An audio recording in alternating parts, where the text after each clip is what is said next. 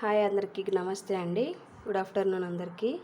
మధ్యాహ్నం 1 గంట అవుతుందండి టైము. నేను పొద్దునకి దోశ కోసమని రాగులు, ఉద్దులు, ఇవి సద్దలు, కొన్ని మెంతులు, కొద్దిగా శనగపప్పు అండి. ఇవన్నీ నానబెట్టుకొని నైట్కి గ్రైండ్ చేసుకొని పొద్దున్నే దోశ వేసుకోవడానికని నేను నానబెట్టుకోవడానికి ప్రిపరేషన్స్ చేసుకుంటున్నాను. ఇంకా షేర్ చేసుకుందామని మీ ముందుకు వీడియో తీసుకొచ్చినానండి. వీడియో నచ్చితే లైక్ చేసి షేర్ చేసుకోండి, సబ్స్క్రైబ్ చేసుకోండి ఫ్రెండ్స్ మా ఛానల్.